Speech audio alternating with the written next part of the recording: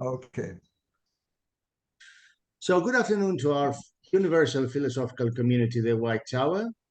Today's guest is Mr. Hutter, who has warmly accepted our invitation to join us. Good afternoon, Mr. Hutter. Good afternoon. We're going to be talking about his book, Honourable Peace. How can lasting peace be secured between the Muslim world and Israel? This is Dr. Hutter's book, Honourable Peace. How can lasting peace be secured between the Muslim world and Israel? A marvelous book.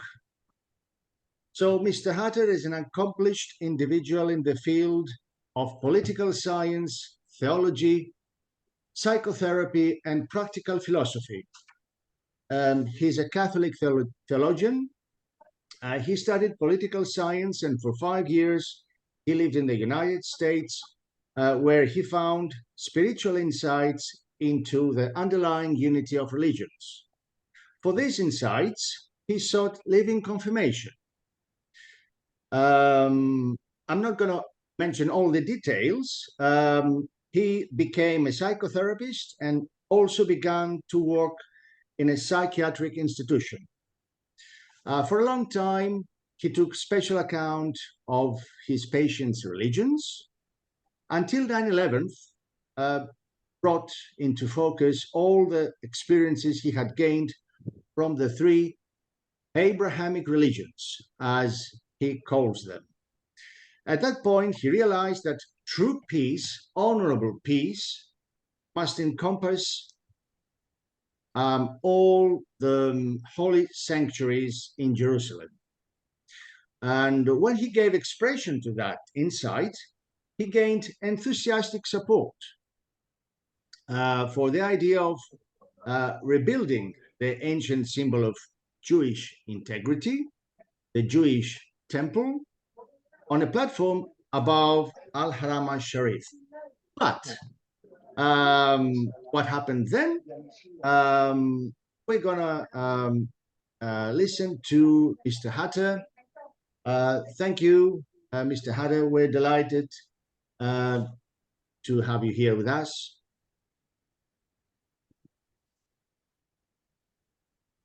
Thank you very much. So, Mr. Hutter, how did you become involved in this? Yeah, this is a long story, actually. You know, you already mentioned I studied Catholic theology and afterwards political science and history, and then spent 5 years in the United States. So this was a journey in the spirit, I would say, mainly, because in the beginning, I was very much interested in Catholic theology. But then when I went to the United States, my view opened up to the entire world. And then I saw it's not one religion, it's the spirit of human beings that is in question.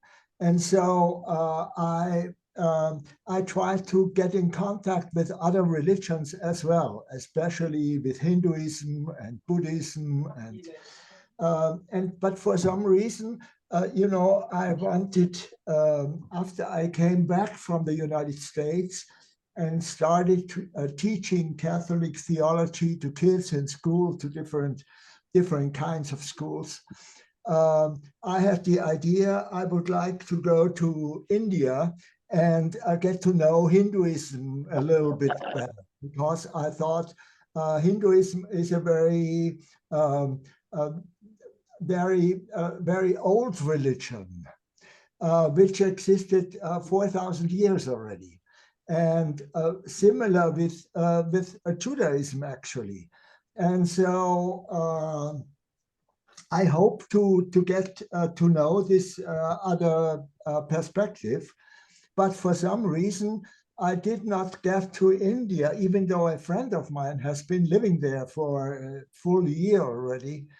But for some reason, I got involved in Islam, and I met a Sufi teacher, and I was very much interested in this, and so I went to Egypt instead, and I stayed for a year. I stayed in Cairo and also in Sudan, because the Sufi teacher was from Sudan, and I could put there all my questions to this teacher, and for a full year. And after this year, I thought, okay, now I know enough.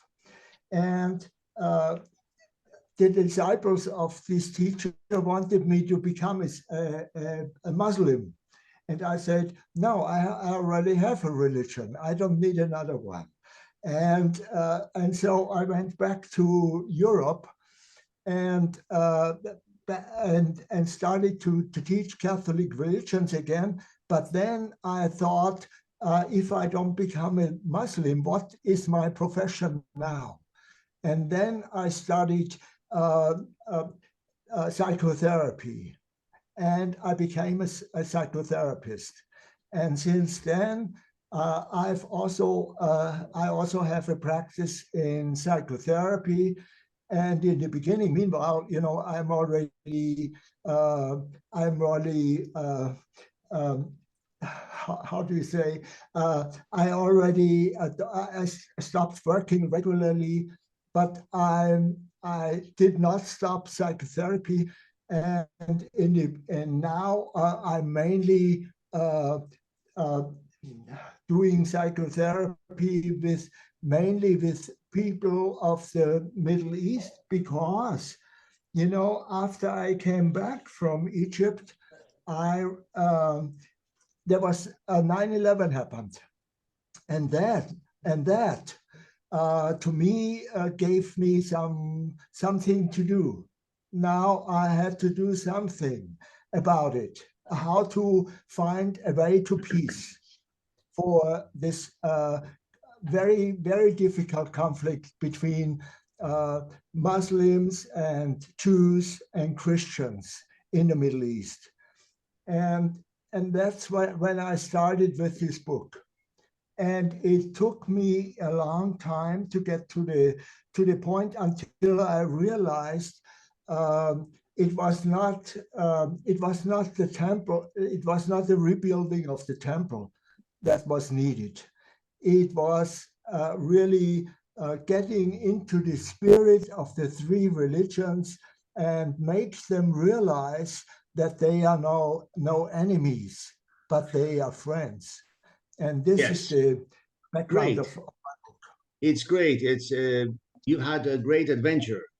Like, it's the journey that matters, not the destination. So it's clear that you're talking about these three Abrahamic religions, as you call them: Judaism, Muslimism, and Christianity. And Abrahamic religions counter mutual fears, actually.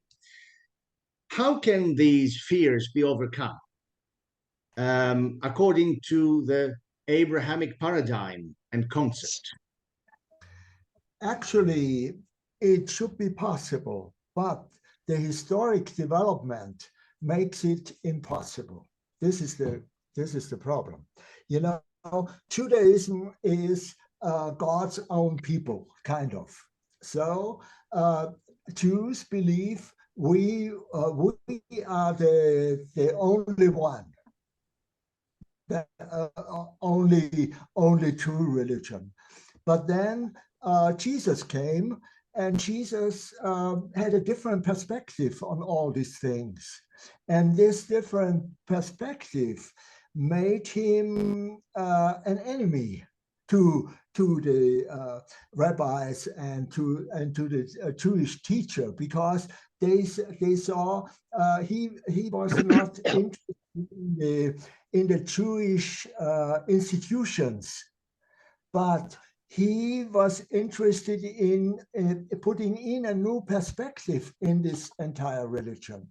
And so he was killed because they thought something like that cannot be tolerated. And so Christianity developed, and for some reason, it probably was exactly the right moment in history. Christianity became very important with the Roman Empire. The Roman Empire destructed Israel, the historic Israel, and so people were interested in, still were interested in this, but from a different perspective. And this is, and then Christianity became the state religion of the Roman Empire.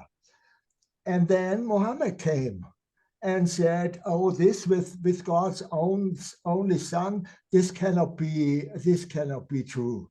So he put another perspective in this and founded another religion, which is Islam. And today we see with all this radical Muslims who want to change the world, but in their way. They only accept their way. They don't see they don't see that the other ones, original Judaism and Christianity, they also had their right of being, not only the right, but they had an understanding that is important. And this is the problem now. And in the 20th century, you know, when Israel was being founded again, in the 20th century, this caused enmity with the Muslims mainly. And so this is the basis of the enmity between the religions, and especially that Israel became a reality was intolerable for many Muslims. Yes. And so I think this is the basis of the war we have now. Each religion thinks that it's subordinate, it's superior and superordinate to the others, without taking into consideration the other religions' history, the other religions' cultural background, historical background, their past. But Abrahamic religions actually believe in a judging paternal and fully external God, to whom both individual and nature are subordinate. So with that perspective, do you think that a reconciliation among these religions is possible in the foreseeable future? I believe it would be possible, you know, and here I get to the solution I'm suggesting, because I think it needs the insight why the state of Israel was being rebuilt. And the Muslims, who are actually the basic religion of this entire country, the Muslims need to understand that the Jews had a very deep longing to rebuild their spiritual empire, to the state also. And so but the Muslims only see the Jews as they want to get rid of them, they want to throw them out or something. and so they see them as enemies. They cannot feel what the Jews are feeling, that they really need this new and also old home country of Israel. And once they could see that, there would be no need for enmity. There could be cohabitation and living together in a regular, normal way. Yes, and you suggest a very smart solution. Going to be talking about it later on. Chris, in the meantime, you can jump in anytime you want. And I mean, you are keeping us in suspense. It sounds like this solution will be the key to world peace, yes, between warring religions that have struggled for, well, let's say, Judaism and Christianity for 2,000 years, and Islam for the last 1,400 years to add to that. So I can't wait. I'm all ears. Okay, so my suggestion is many people would say that's crazy, completely crazy. He's out of his mind, because my suggestion is, if people want peace, they can have peace, real peace, very, very fast. But what the Palestinians need to do is to understand why the Jews came here. And once they understand why the Jews came here, they can welcome them in Palestine. As this is why I'm saying, many people will say this guy is crazy. But I think once they would welcome them, once they would welcome the Jews, Israel would be obliged actually to give them their own state, because if they are doing what nobody thought was possible, to welcome them, then they can also get what they desire, very deeply.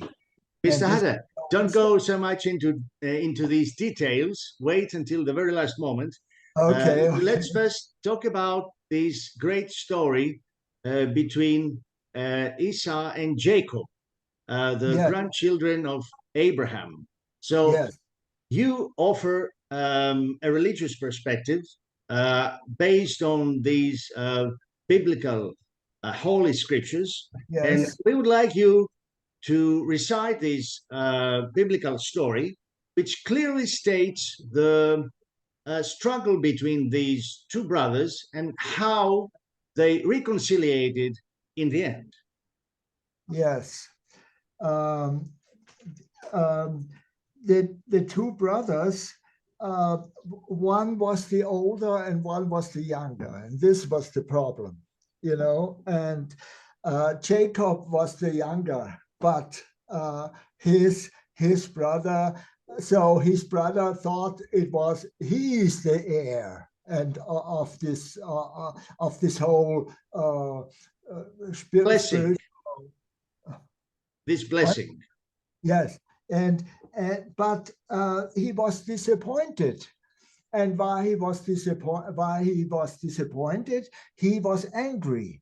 And being angry, he could not tolerate that Jacob would be the heir. And in the beginning, and the conflict was so deep that Jacob had to go away to his ancestors, actually, and stayed there for, I don't know, 20 more than 20 years or something. And also the reason he had to leave, according to you, was that his brother could not tolerate him. Once more? The reason he had to go, he had to flee, was that he couldn't live. He couldn't get along with his brother anymore. Right. Yeah. You know, it also has to be clear that everybody thought the older is the heir. This is completely clear. Yes. To nearly everybody except Jacob. And so, but he was not tolerated. So he had to flee to save his life. And after 20 years or something, he could dare to go back. And he also realized that he would have to make a special gesture to his brother. And what he did was he fell down to the ground and said he should be forgiven, and that gesture moved his brother so much that he could not be angry anymore. All of a sudden this disappeared, and he bent down and lifted him up and hugged him, and so the close relationship that has been there from the beginning on was stronger than his ideas. And so he could welcome him back. And this welcome, I think this welcome is exactly what I mean. The welcome of the older brother to the younger brother made the difference. It made peace. And so this same welcome, it's the same, you know, with the Muslims. They have been there for 1400 years. And so they say, what did the Jews want to do? They have not been there for 2000 years. So why do they all of a sudden want to come back? They should stay away for another 2000 years. Right. So thank you very, very much for this story. It's an extraordinary story, a biblical story. Chris, would you like to ask anything? I suppose it sounds like this is a kind of a metaphorical or allegorical device to offer a change in, let's say, the collective view or consciousness or culture of these groups that are in opposition to each other as they stand.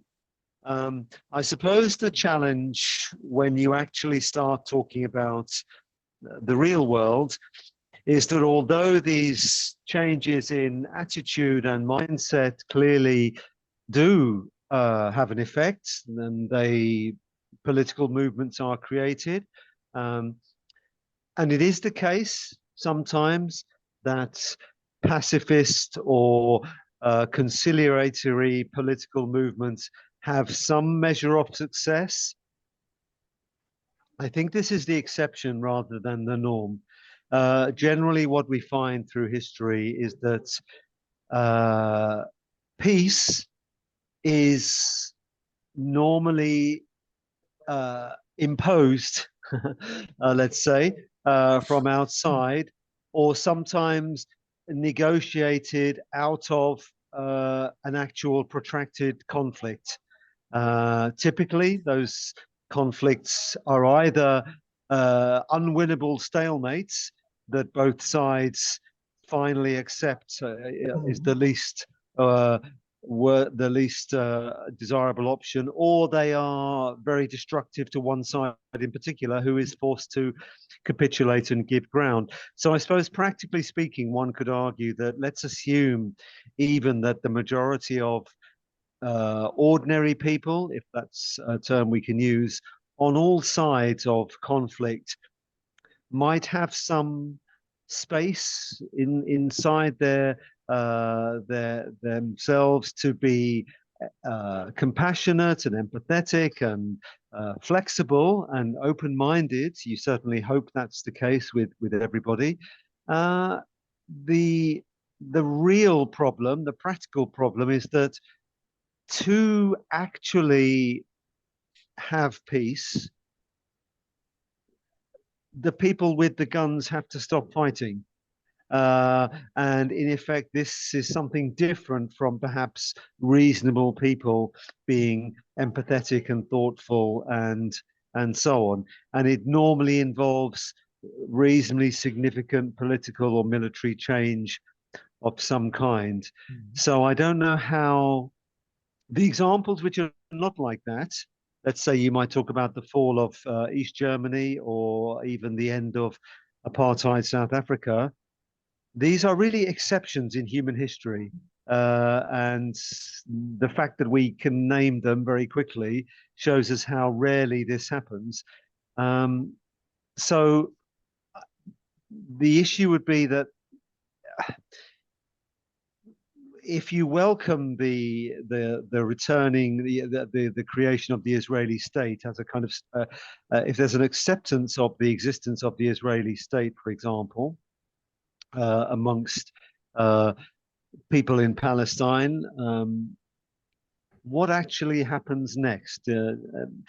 At this point, they might argue that they're not even being asked whether they can accept or not. Their acceptance is irrelevant to a solution because they have no right to either accept or reject. This isn't an open question. The question is what happens next? What actually happens? Let's say you have this acceptance. What is it that happens practically? Well, Mr. Hutter has all the answers. I can guarantee that. Oh, perfect.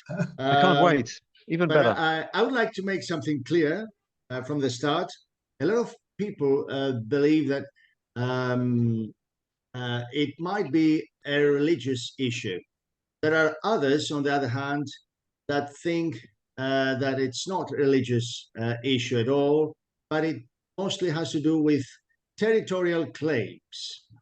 Which side gains their own territories.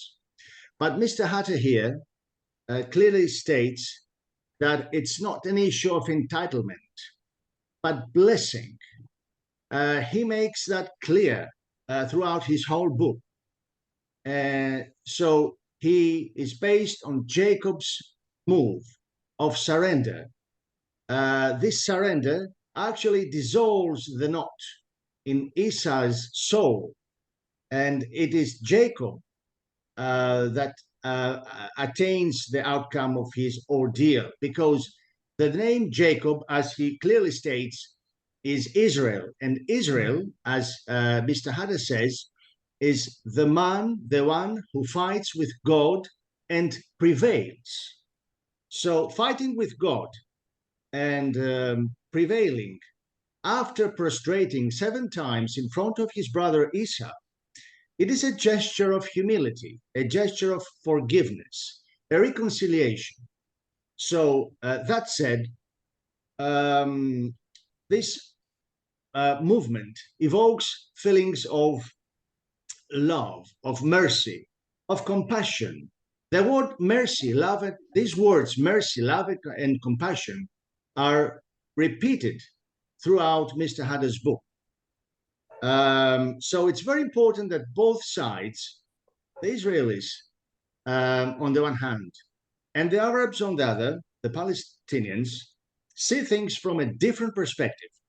Mr. Hutter says that they both have to contribute their fair share into this reconciliation process.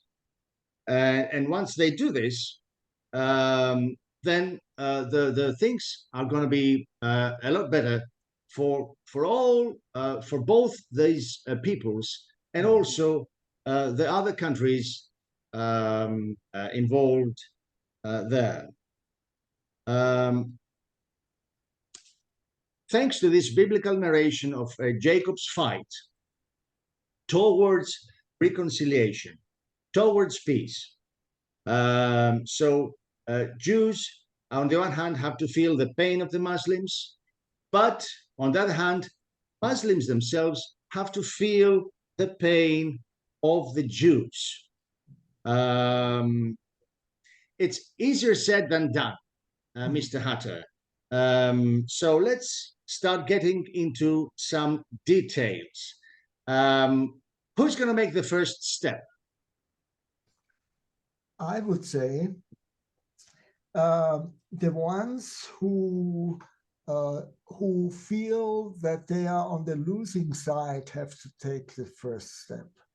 And as we see in the Israeli-Palestinian conflict at the moment, the Hamas is on the losing.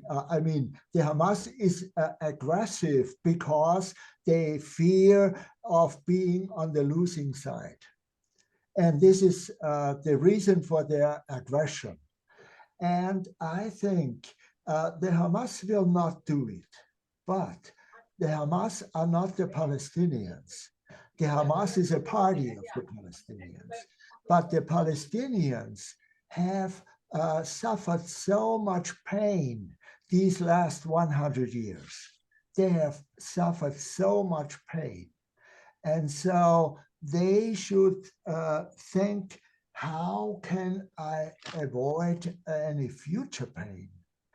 And if they want to avoid the pain of the future that will come, and which is there already in this conflict now, when Israel is attacking Gaza and so on, and just pain and pain and pain and pain and pain without end.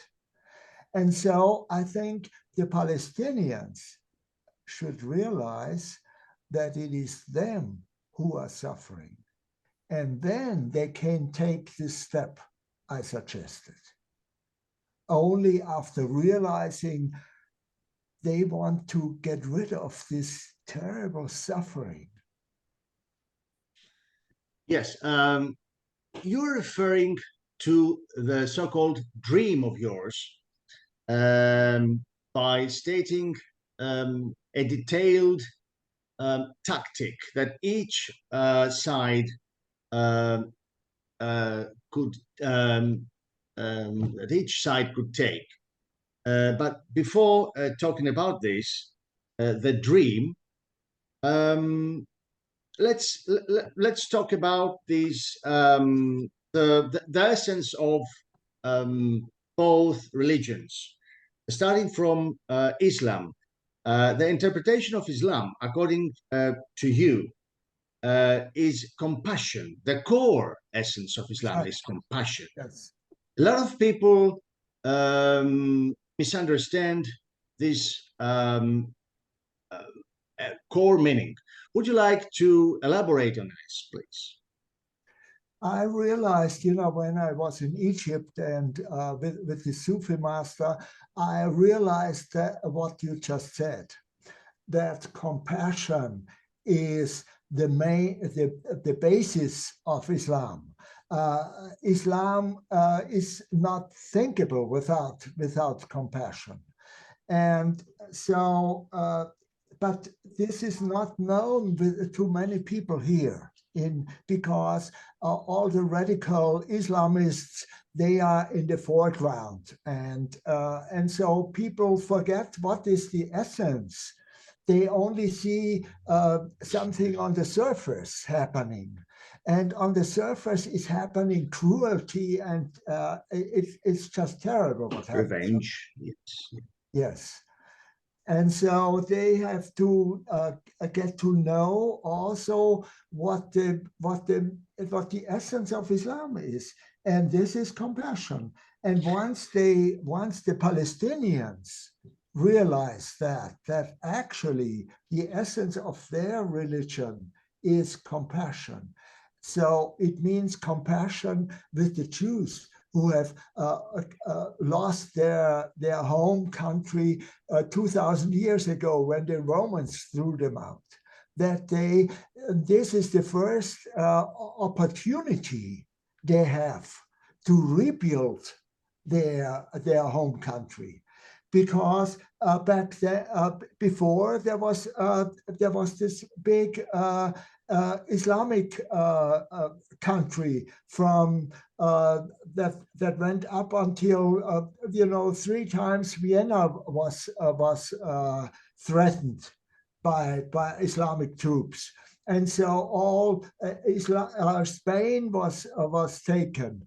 But for some reason, then Islam withdrew until northern Africa and Turkey. But there was no opportunity for the Jews to rebuild their country.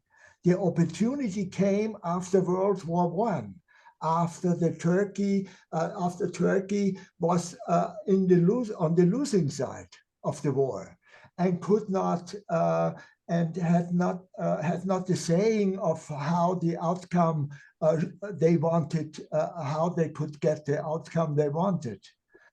And the entire Islamic empire crumbled, and this was the first opportunity when the Israelis could rebuild their country of their spiritual country. Once, I think it's just very important to understand that in the Bible we have now, the New Testament is 1 centimeter and the Old Testament is 5 centimeters. So Judaism is very important for all 3 religions. As the source of all religions. Once more? Yes. The source, yes, exactly. So to recapitulate, your Islamic teacher states that there is only one true religion. Yes. And it is not the religion called Islam, but it is Islam, surrender to God. So compassion truly is the final religion. Exactly. And the Islam foretold by the Prophet Muhammad in the Quran. Yes. Great. So after analyzing this very important issue and the story of 2 brothers, Esau and Jacob, there is huge concern about the kind of this final battle that is going to take place called Armageddon. There are some religious fundamentalists, as you state in your book, be it Jewish, Christians, or Muslims alike, that are involved in this, let's say, battle. You say that these 3 nations are going to get involved in Armageddon before the Messiah will appear and pass judgment in favor of one of the 3. But you also state that reality is manifold, and that the only peaceful solution will be unity in diversity. I mean, unity and diversity is a term nobody quite understands because it is so much confusing. How could that be possible? I think it will be not only possible but necessary, because only when there is understood that these 3 Abrahamic religions, one is an aspect of the other and of the third.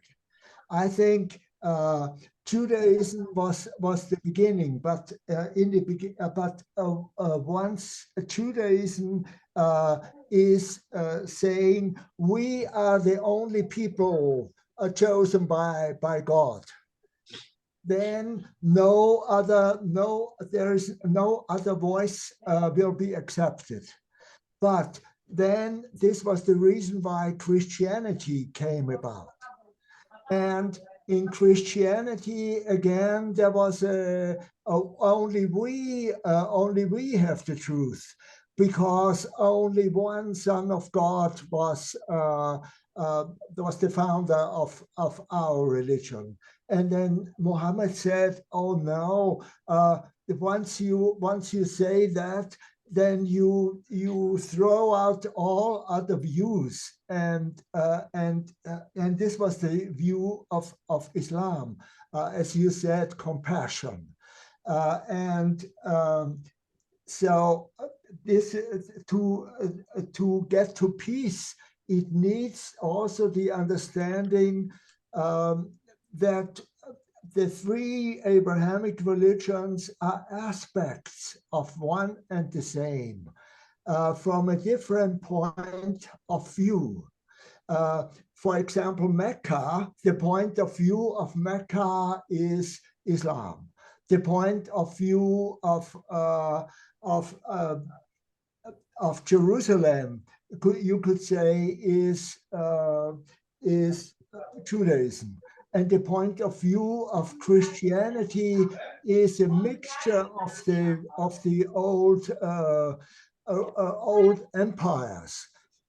And I think actually what brings about the change will be the compassion of the Palestinians, to that they will understand that once they have compassion with the Jews, they can welcome them, and this welcome will change everything. And this view I've been talking about of the religions being perspectives of the same thing, this view will be the consequence of this compassion. Yes, it's you clearly state that Muslims' gesture of goodwill before the apology of the Jews. So before the Jews apologize for what they have already done, Muslims should also pave the way, as you say, that once the Jews are ready to apologize, Muslims should be already ready to replace, as you say, the dhimmi status by the Quranic command of Surah, which says, instead of being antagonists to each other, let's be competitors in virtue. Mm-hmm.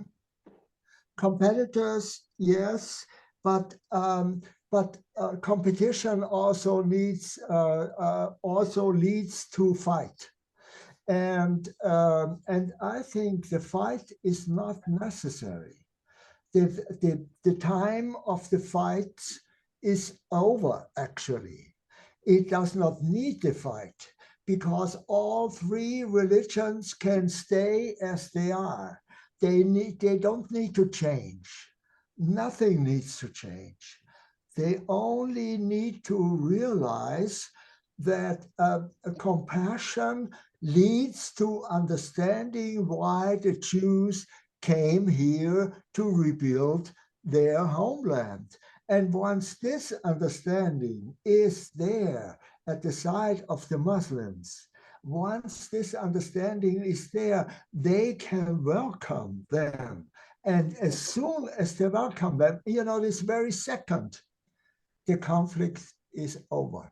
Yes, competition in virtue. Yes, competition in virtue mostly implies empathy, love, understanding, yes, true dialogue, that each one of these sides can see what the needs of the others are.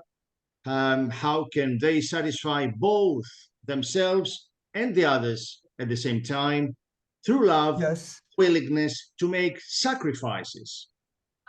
Yes. Chris, would you like to jump in? What, once more? Okay. Sorry.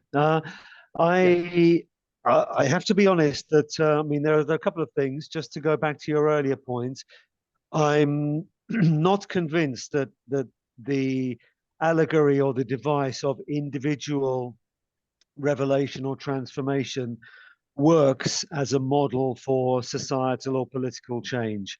So it's certainly possible for individuals or even very, very small groups or brothers perhaps to reconcile, to transform, to find a process of learning and transcend individual differences and to resolve long-held grievances. I don't think that in itself that actually offers a model for how societies do that. It simply shows that it can happen on an individual level. I think that societies, cities, groups, collectives, tribes, communities, religions, cultures, governments operate in different ways. They are not, despite Plato's attempts, they are not simply organisms that are in effect macro representative of individual consciousness or activity. So I'm not sure that I can see that model works. The second point I'd say is that there seems to be a lot of pressure on this first gesture. Somehow this first moment of conciliation, of acceptance, of surrender will open the floodgates for everything else. And it also seems founded in a particular interpretation of any of the religions. I think you would find adherents of Christianity who would say Christianity is all about compassion.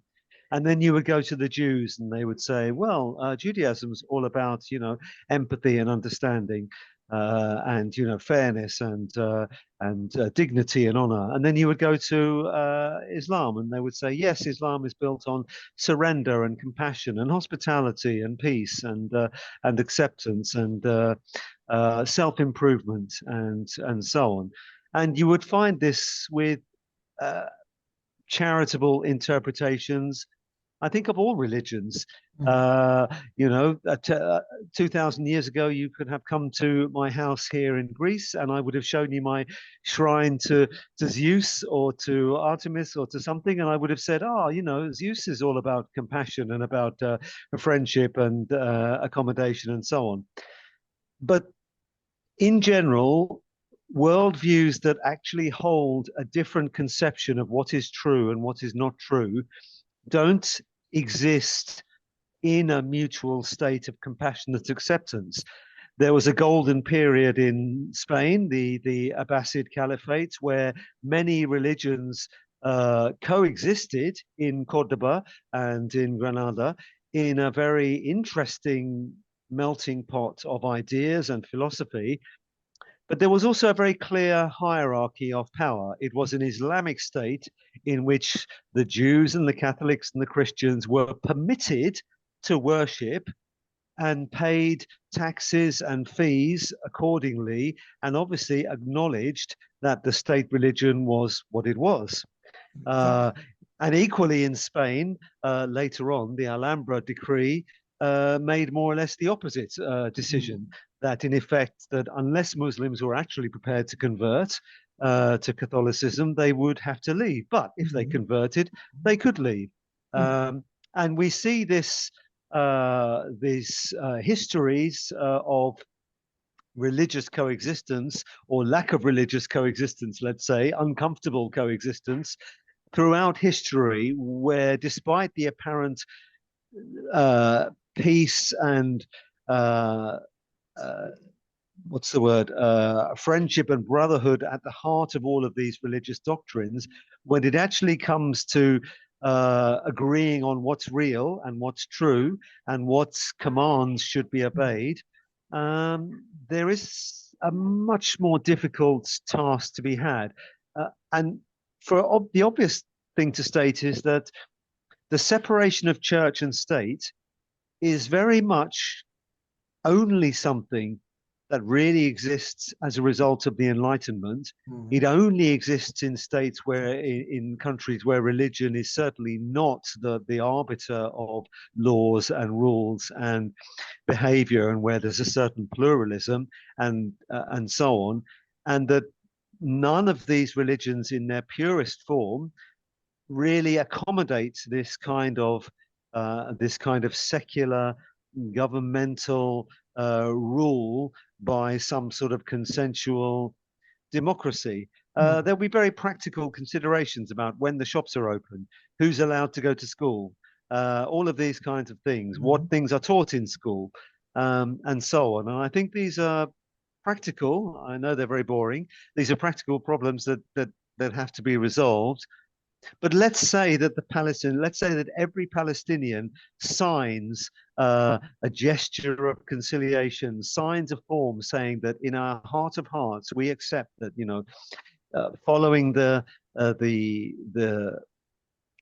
best leading teachings of our own moral code and our religion, we are willing to accept that there's a reason why the Jews have some claim and justifiable desire to find themselves here in this land that they haven't been in for a while.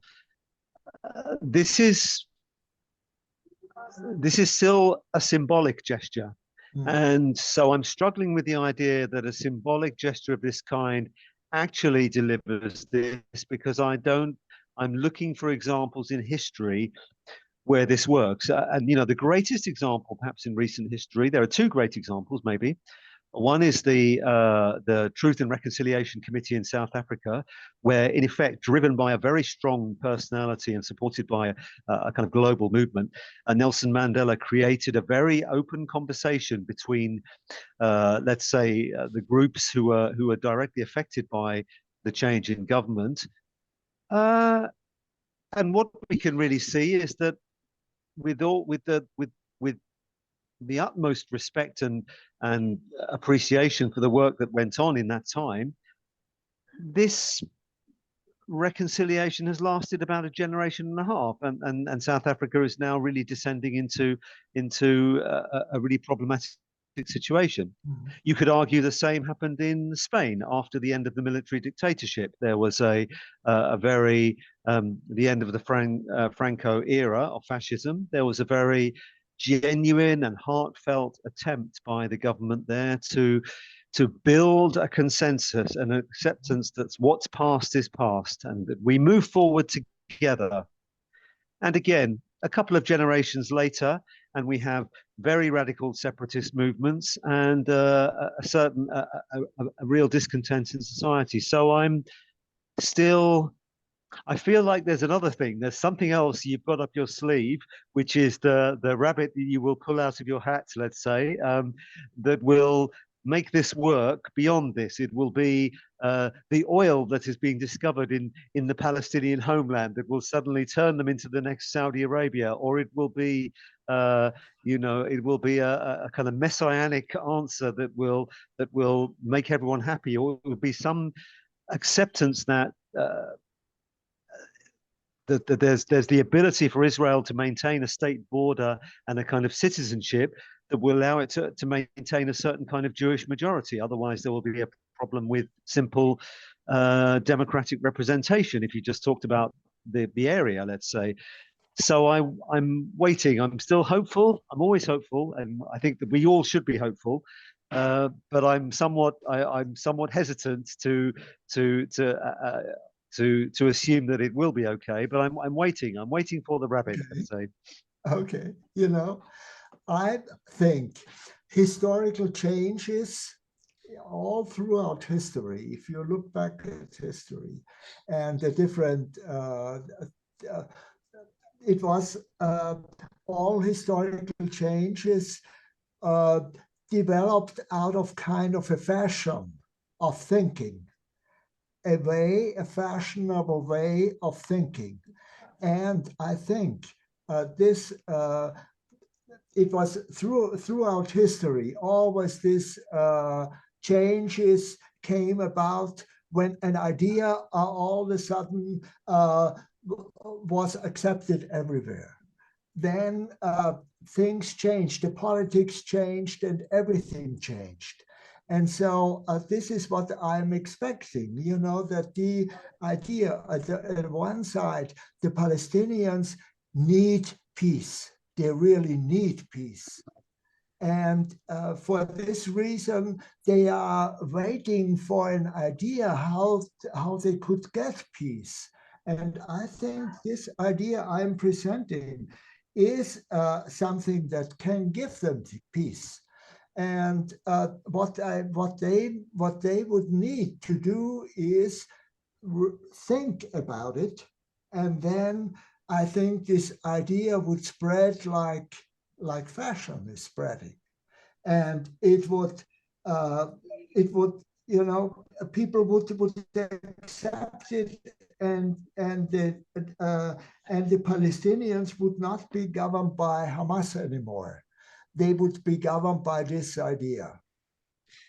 Exactly. And so the answer. Sorry to just go. I'm going to have to go. So let me just leave you with a question then, perhaps. Please. Yes, go on, Chris. Yeah. There are examples where ideas change history. You might not think they're always good ideas, but it's certainly the case that ideas sweep through the halls of politics. No one would have assumed that Christianity, the religion of the weak and the oppressed and the immigrant, would topple and control the Roman Empire, for example, or indeed that the mighty Catholic Church across Europe would be overwhelmed by Protestantism and so on. So it's certainly the case that ideas can change things, and we have many bad ideas operating in the world today as proof of that. I think I will leave you with this question. In effect, after the idea has to come with a way of making it real. So generally ideas have to have a way that both individuals and governments and agencies and everyone can actualize them. The idea of, let's say the idea of remorse, compassion and regret after war, everyone understands this, and everyone read, The Banality of Evil and so on. I read Hannah Arendt, but it is expressed in actuality. It's actualized through the formation of organizations like NATO and the worldwide groups in that way. So what is the actualization of this idea in practical terms that starts to make a difference, that makes this change? And I thank you very much in advance for your answer, because I had to leave you, but I will check back in and watch it. And I wish you both all the best, and obviously I wish you well with your idea, because I don't think we should close the door on any potential solutions to lasting peace where there has been no lasting peace, and an end to suffering where there is not much else but suffering. So I think we shouldn't just take pleasure in cynicism or destroying or criticizing. We should open our minds to exploring optimistic ideas, but at the same time they should be questioned, and they should be explored with a view to making them real. So I leave it to you, and I say thank you both very much, and do continue the conversation. Thank you very much, Chris, for being with us. Okay, thank you. Yes, Mr. Hutter. Yes. Would you like to answer to Chris' question?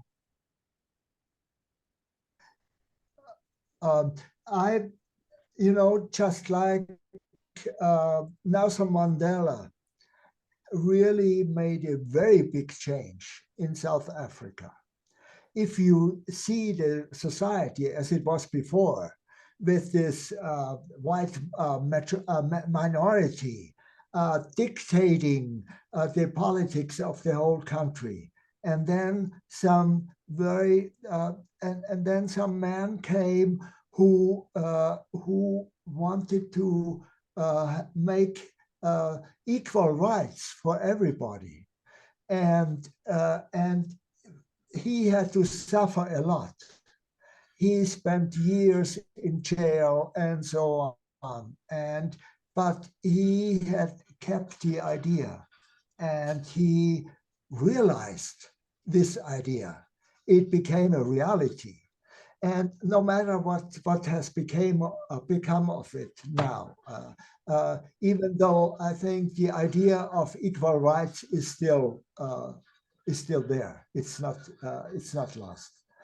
And so I think it needs some well-known people who get convinced that this would be a solution for, especially for the suffering for the Palestinians.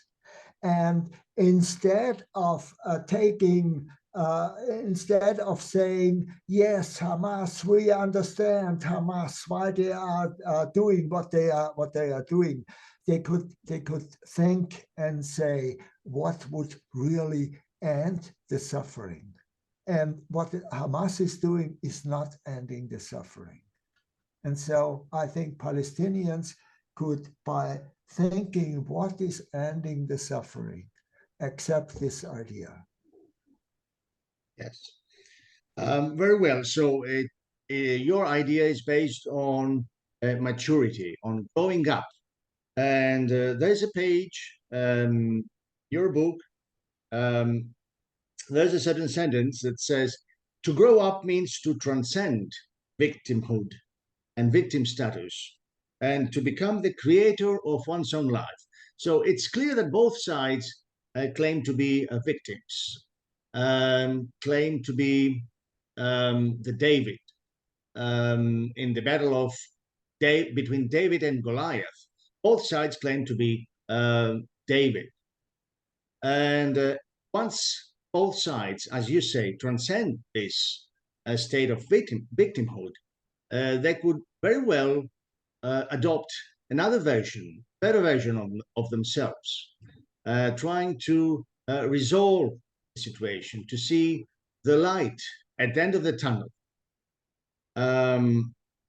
So based on your perspective, what can Muslims say to the Jews once, as you say, they are the ones who are going to make the first step forward? I would say the ones who should make the first step are the Palestinians. It's not a question of the Muslims. It's not a question of the religion. It's a question of the suffering. The ones who are suffering, they can stop and think and say, what could end this suffering? And then, once they think that way, they can suggest this, and suggesting this idea will spread the idea. This is what I mean, what I believe. And it would spread to Islam, you know, and you see the Abrahamic solution was already an attempt to go this way, but it was still it was not. This idea was still missing. It was just economical and very useful and so on. But this idea, what can really end the suffering of the Palestinians, what can really end the Middle East conflict, this idea needs to spread. And so some well-known people need to be influenced and need to realize that this would be a way to end this entire conflict. Yes, and now we're coming to your dream. If we try to interpret these biblical holy writings into a political initiative, what would that be on behalf of the Israeli Prime Minister, in front of other ministers, other heads, symbolic heads of both Sunni Islam and Shia Islam, as you say? So what's your dream? I would say a peace will not come from the Israelis. They don't need it. They have the power. So why should they change? they have no reason for any change. But the Palestinians are the ones who have a reason for a change. And all it needs is a change in the mind.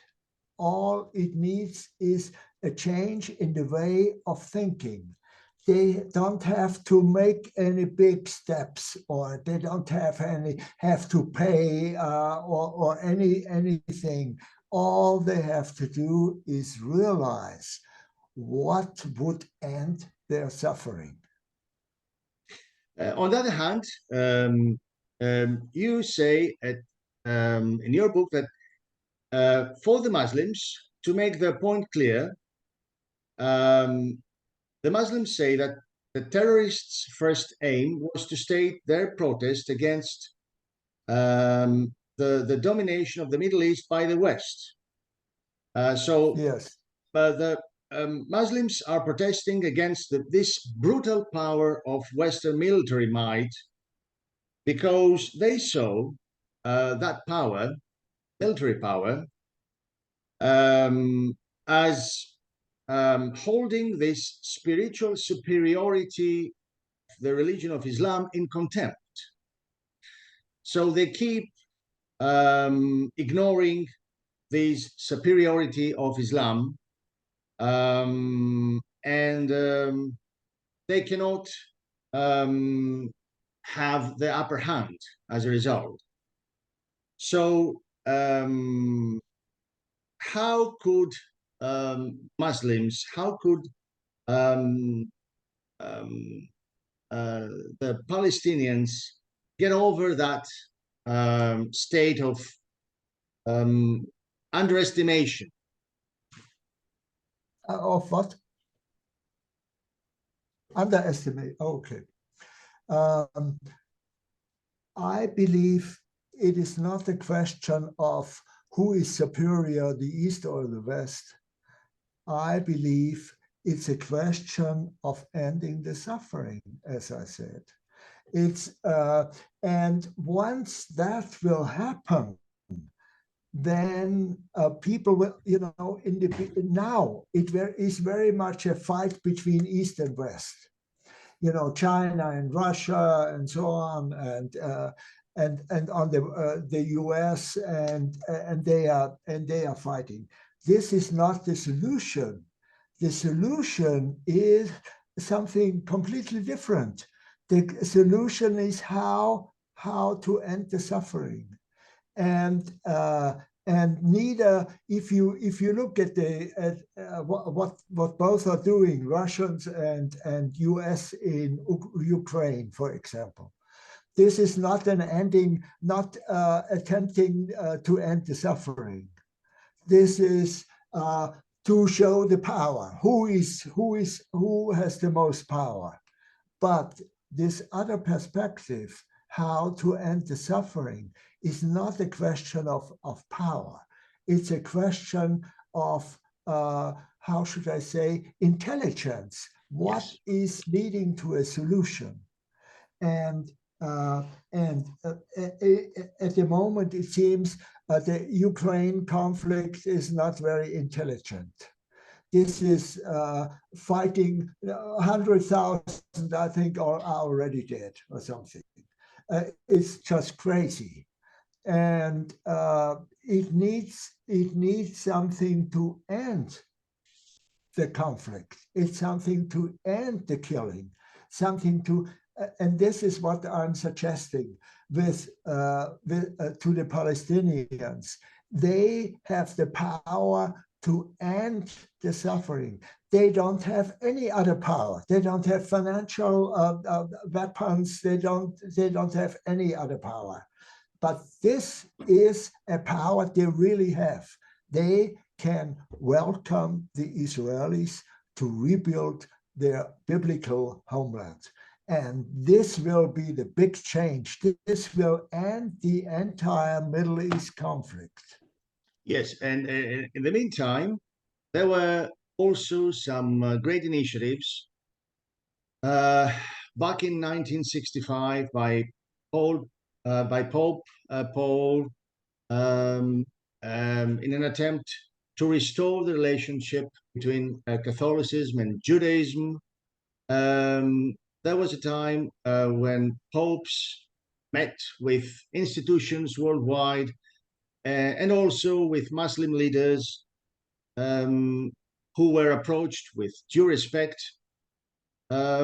These initiatives were welcomed by almost everyone.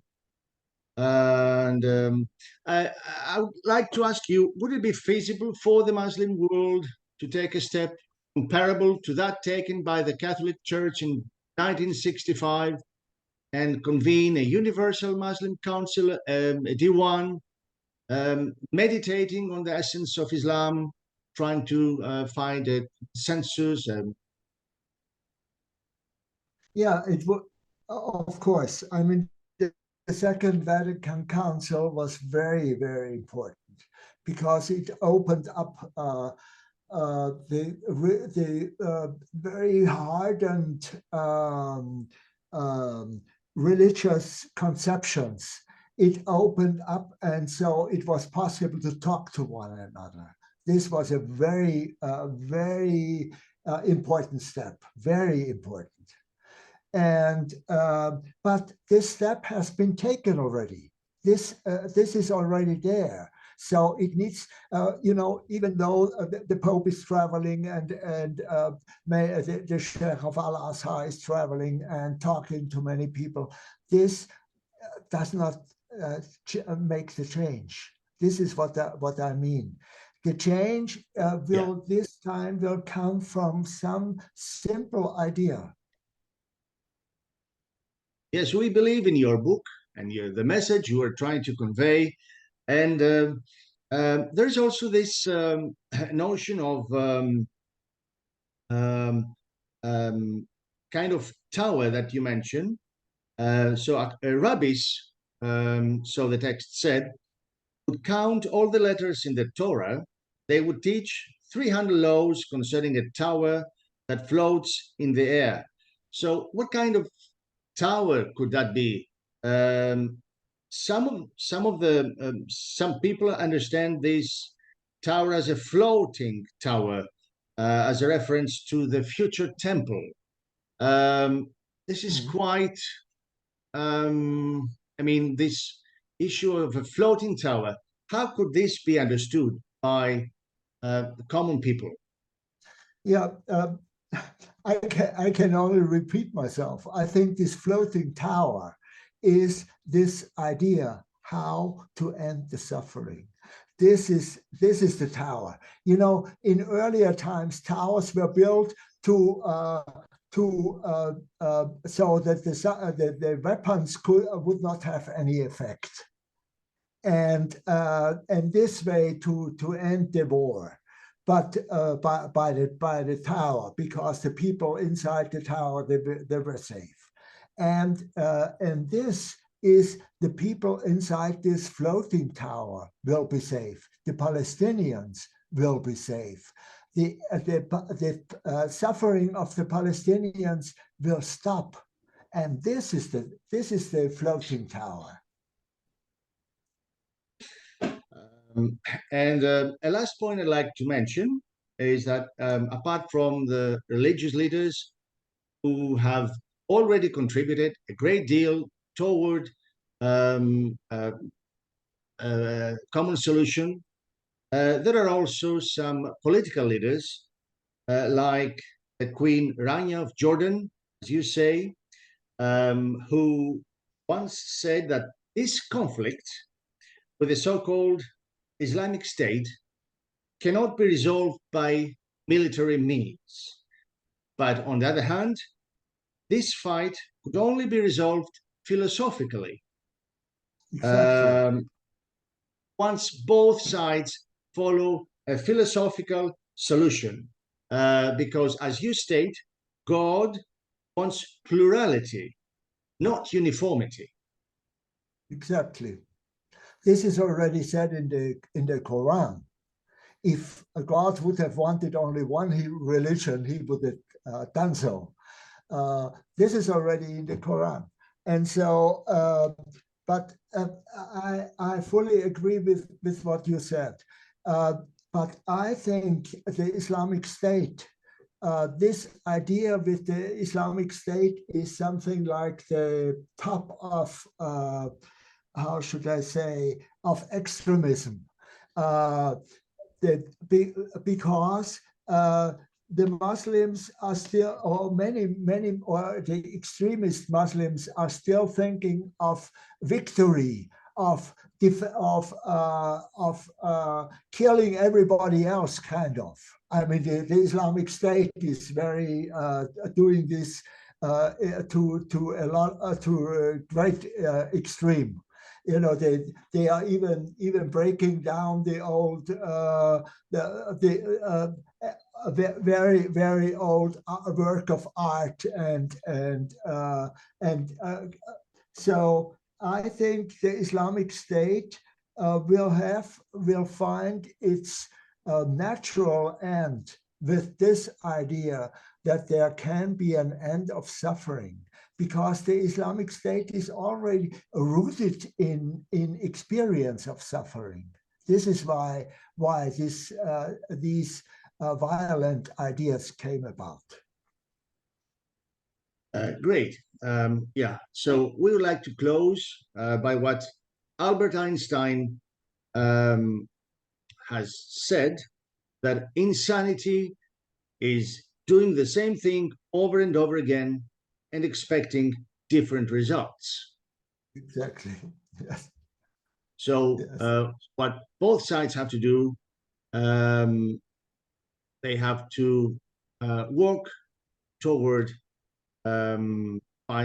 toward a common solution, to share their own experiences, to share their own plight, and find some common ground for the betterment of society. A last comment, Mr. Hutter, would you like to say any last comment before we close? Yeah, my last comment is what I repeatedly already said. I think it needs an end of suffering. And the end of suffering is very easy to achieve. It does not cost a penny. It doesn't cost anything. There's no weapons involved. It only needs a nice word. Welcome, welcome. Rebuild your very old state on our land. We welcome you. We are looking forward to living together with you, because together we will have creative ideas how we use this land in a wise way. There's plenty of space for both of us. Exactly. Mr. Hutter, thank you so much for being with us today. It was a very informative conversation, and we hope to meet again in the near future. Yes, I'll be there whenever you need. I thank you. Thank you very much. It was great that you gave me the chance for this interview. Thank you very much. So we had a very informative discussion on Mr. Hutter's book, Honourable Peace: How Can Lasting Peace Be Secured Between the Muslim World and Israel? Mr. Hutter, thank you once again for being here with us. I thank you. Thank you. Have a nice afternoon. Yeah, same to you. Thank you. Bye-bye. Bye. Be well.